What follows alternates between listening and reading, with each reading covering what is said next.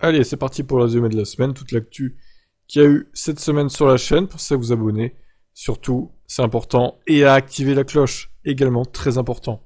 Allez, c'est parti pour le résumé de la semaine. Alors, Fisker qui confirme en ce lundi 6 mars 2023, 6 actus d'ailleurs ont été faites.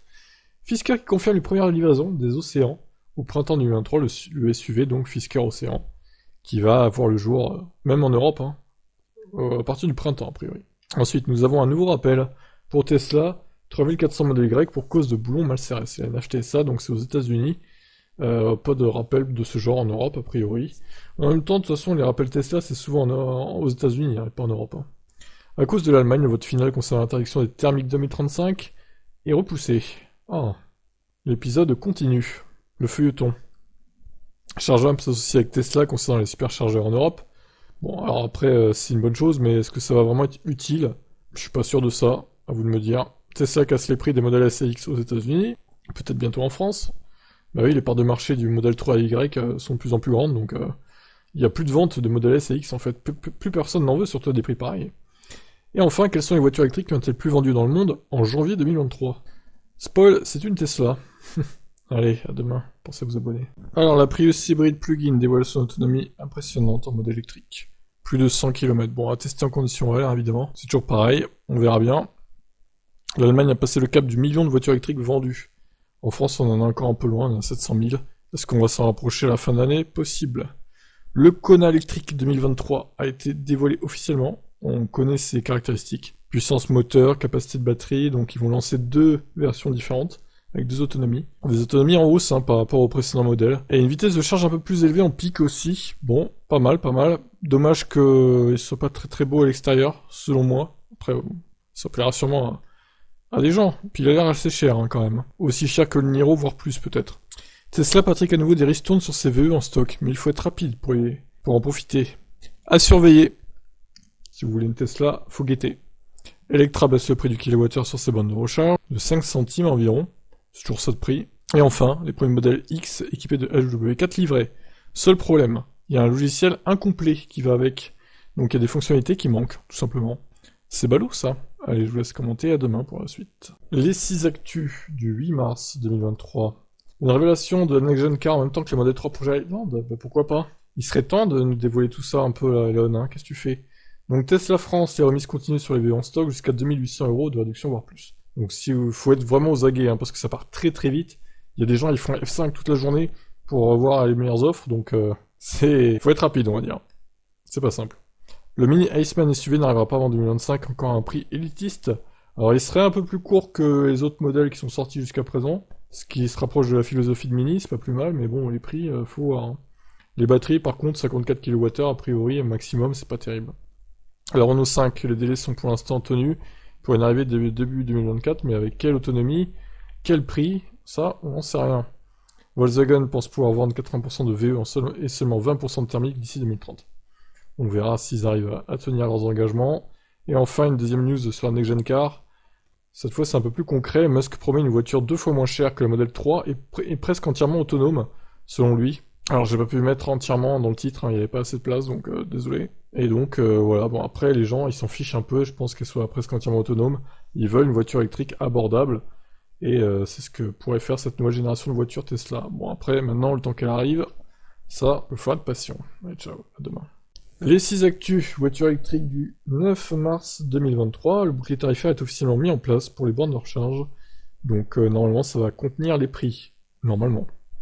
Les Tesla quasiment aussi chers à réparer qu'une Porsche, c'est ce que cette étude démontre, donc ça c'est pas le bon plan quand même, Vaut mieux pas qu'il y ait une panne du coup. Alors une news un peu qui sort de l'ordinaire par rapport aux voitures électriques, c'est par rapport au réchauffement climatique là. Bah oui, c'est un peu lié finalement. Il crée une carte de la Nouvelle-Bretagne après que tous les glaciers du monde aient fondu.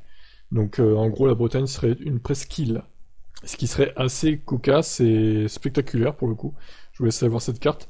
Le cap des 90 000 bornes de recharge vient d'être atteint. Les 100 000 d'ici fin avril à peu près si on continue sur cette lancée. Modèle Y, voici pourquoi le volant s'est détaché. Donc on a des réponses aux questions qu'on se pose. Et voici en combien de temps Modèle Y est produit du début à la fin à l'usine de Shanghai, en 2h30 tout pile. C'est assez impressionnant quand même, il faut le dire.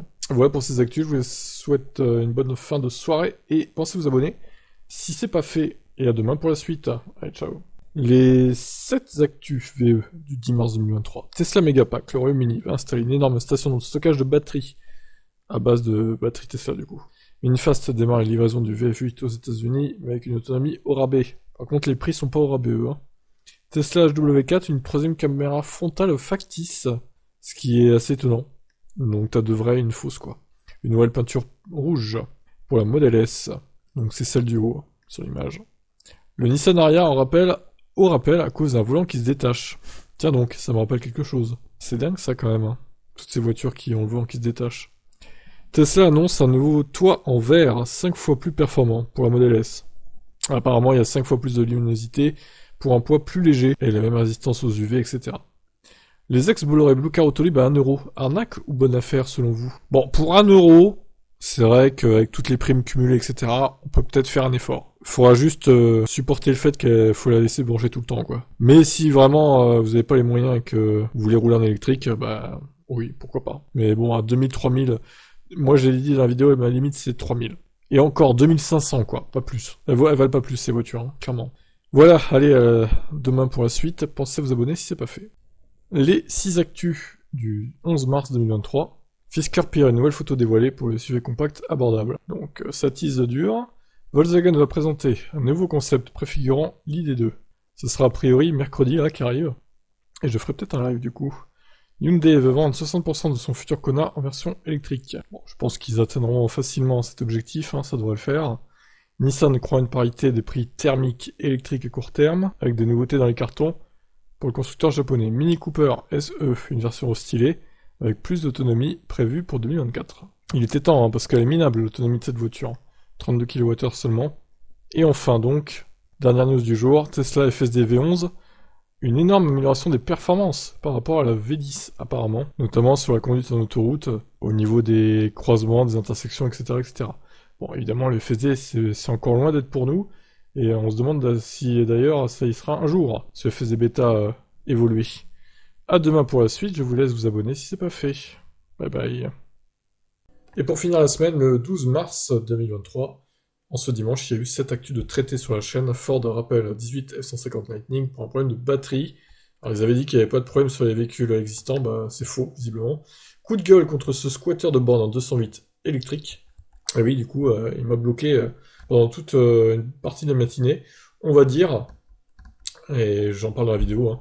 J'ai dû me brancher un courant alternatif, puisque le courant continu, et sa voiture était à 100%, mais on pouvait pas débrancher. C'est malheureux. Et il n'était pas dans sa voiture, évidemment. Sinon, j'aurais pas fait de coup de gueule. Comparatif des deux, couleur rouge, Tesla Multicote Red et Ultra Red, pour voir un peu les différences entre les deux. Cette étude est formelle, 230 km d'autonomie suffisent en réalité à 38% des conducteurs. Volkswagen veut s'implanter massivement aux États-Unis pour gratter d'immenses aides de l'État. Ils veulent privilégier limite les US à l'Europe. Alors, une news de ce dimanche, là, qui est toute fraîche. Un fou furieux détruit sa Citroën Ami à Monaco dans un virage très connu de la F1. La voiture s'est littéralement retournée. Donc, au passage, mauvaise pub à Citroën, hein, du coup. Parce qu'une voiture qui peut se retourner comme ça, mais bon, évidemment, il faut pas prendre à fond ce virage. Mais normalement, c'est pas censé se retourner comme ça, une voiture. Ça doit virer à plat, normalement. Ça doit pas se retourner, quoi. Donc bon, il va peut-être y avoir une enquête. Et enfin, des écologistes s'en prennent à Giga Berlin, des accusations criminelles pour travaux illégaux. Voilà. Semaine terminée, alors je sais qu'il y a eu quelques problèmes pour certains qui étaient sur des écouteurs ou des enceintes pas de très bonne qualité, il y a apparemment un grésillement. Effectivement, je m'en suis rendu compte en changeant de PC avec des enceintes moins puissantes. Et j'ai trouvé le problème. En fait, sur mon PC portable, quand c'est branché sur le secteur, il y a un grésillement depuis quelques jours, je sais pas pourquoi. Et quand je débranche, quand il est sur batterie, il n'y a plus de grésillement, comme vous pouvez l'entendre. Donc je ne comprends pas ce qui fait ça. Je vais essayer de régler le problème, mais c'est bizarre.